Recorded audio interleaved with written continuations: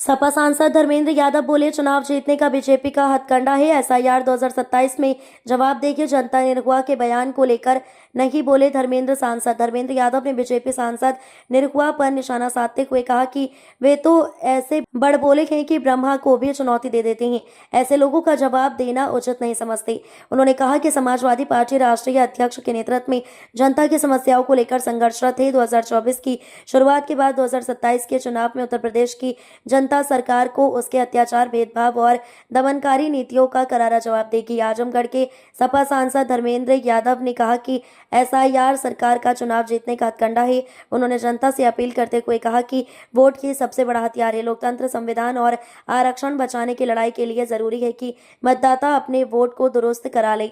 उन्होंने बेरोजगारी, महंगाई, किसानों व नौजवानों की समस्याओं को बड़ा मुद्दा बताया। सांसद ने आरोप लगाया कि बीजेपी संवैधानिक संस्थानों का दुरुपयोग करके चुनाव जीतने का प्रयास करती है। कहा कि जो पार्टी 400 पार का नारा लगा रही थी वहीं उत्तर प्रदेश में अखिलेश यादव के सामने टिक नहीं पाई। उन्होंने दावा किया कि गठबंधन ने 43 सीटें जीती, जबकि 5 सीटों पर काउंटिंग में बेईमानी की गई। वाराणसी में प्रधानमंत्री की जीत की दावों पर भी उन्होंने सवाल उठाए। सांसद ने बिहार चुनाव पर भी टिप्पणी करते हुए कहा कि अभी चुनाव के परिणाम आए हैं। क्या मामला है? देखिए, हम लोग लगातार जो एसआईआर चल रहा है उस एसआईआर को लेकर हमारी पूरी पार्टी के सभी जिम्मेदार साथी मैदान में भी हैं और जगह जगह जो अनियमितताएं, दिक्कतें, शिकायतें हैं मतदाताओं की, उसको लेकर पूरी पार्टी के साथ आज जिलाधिकारी महोदय और उनके साथी अधिकारियों से मिले हैं। हमारी इस तकलीफ जो शिकायत अब तक मैदान से मिली सारे पे चर्चा हुई है और आश्वस्त किया है जिलाधिकारी जी ने कि इस तरह की कोई दिक्कतें आगे नहीं। शिकायतें मिली सर? बहुत सारी शिकायतें हैं। कई परिवारों में जहां जितने मतदाता हैं उतने फॉर्म नहीं बांटे जा रहे हैं। आयोग ने 2-2 फॉर्म की व्यवस्था की है, जिसमें एक फॉर्म भर के बीएलओ को वापस करने को, दूसरा फॉर्म मतदाता पे सबूत के तौर पे रखने की जो व्यवस्था दी है। बहुत सारी जगह वो दिक्कतें हैं। कुछ जगह के बीएलओ लोग भेदभाव कर रहे हैं वोटरों के साथ, पार्टीगत और तमाम एंगल से। वो तमाम जो बातें आई थी सबको अधिकारियों के सामने रखा है और हमें उम्मीद है कि ये शिकायतें न केवल दूर होंगी बल्कि जो ड्राफ्ट आएगा 9 दिसंबर को, उसमें जो आज मतदाता सूची है 25 की, वही मतदाताओं का ड्राफ्ट आना चाहिए।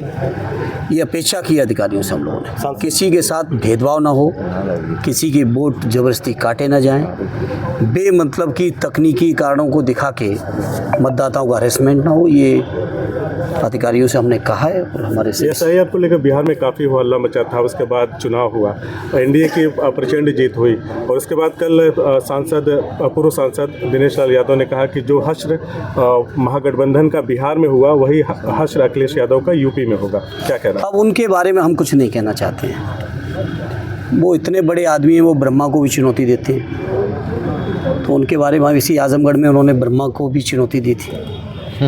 तो ऐसे बड़बोले लोगों के जवाब देने की मुझे नहीं समझता कोई ज़रूरत है। हम लोग समाजवादी लोग अपने नेता आदरणीय अखिलेश जी के नेतृत्व में जो उत्तर प्रदेश की जनता की तकलीफ़ें हैं, शिकायतें हैं, परेशानियां हैं, जो अन्याय है, अत्याचार है, शोषण है, भेदभाव है, जाति के नाम पे अत्याचार है, उस चीज़ को लेकर हम समाजवादी लोग उत्तर प्रदेश की जनता के बीच में हैं। और मुझे पूरा यकीन है 24 के चुनाव की तो शुरुआत है, 27 के चुनाव में उत्तर प्रदेश का जनमानस दिखा देगा कि उत्तर प्रदेश के अंदर ये जो सरकार चल रही है, जो अत्याचार, शोषण, बुलडोजर, सामंतवाद, भेदभाव, जाति धर्म के नाम पे जो बंटवारा, जो अत्याचार हो रहा है, इन सब चीज़ों का जवाब उत्तर प्रदेश की जनता 27 के चुनाव में। समाजवादी पार्टी की क्या तैयारी? एसआईआर को लेकर समाजवादी पार्टी का एक साथी, एक कार्यकर्ता मैदान में है और हम लोग भी अपने स्तर से जितना बेहतर हो सकता है उसकी समीक्षा भी कर रहे हैं और कहीं कोई अगर दिक्कत है तो साथियों को सक्रिय भी करने का काम कर रहे हैं। और मुझे पूरी उम्मीद है कि उत्तर प्रदेश का मतदाता, आजमगढ़ का मतदाता स्वयं सक्रिय होके, क्योंकि लोग जानते ही है एसआईआर चुनाव जीतने का हथकंडा है। इस बात को मैं आज आपके बीच ही नहीं कह रहा हूँ बल्कि पूरे देश के विपक्ष के लोगों ने 1 महीने तक सदन को नहीं चलने दिया गया। चुनाव आयोग के सामने तमाम बातें रखी गई लेकिन हमारी बातों को स्वीकार नहीं किया। नहीं स्वीकार किया है चुनाव आयोग ने, वो अलग बात है, क्योंकि चुनाव आयोग के नियुक्ति में ही जब महामहिम मुख्य न्यायाधीश महोदय को हटा दिया गया, सुप्रीम कोर्ट के चीफ जस्टिस साहब को हटा दिया गया, तो अब इसके बारे में क्या कहना। लेकिन जनता जवाब देगी और जनता से मैं यही अपील करूंगा कि अपना एक एक वोट, जिसका भी वोट है या जो लोग 18 साल के हो रहे हैं, सभी लोग अपना वोट दुरुस्त करा लें, क्योंकि लोकतंत्र का सबसे बड़ा कोई हथियार है तो वोट है। और इस हथियार को अपने को तैयार करें आगामी लड़ाई को लड़ने के लिए, लोकतंत्र बचाने के लिए, संविधान बचाने के लिए, आरक्षण बचाने के लिए, गरीबों की सुविधाएं दिलाने के लिए, किसानों नौजवानों की समस्याओं के समाधान के लिए, बेरोज़गारी दूर करने के लिए, महंगाई दूर करने के लिए अगर कोई हथियार है तो वो हथियार वोट है।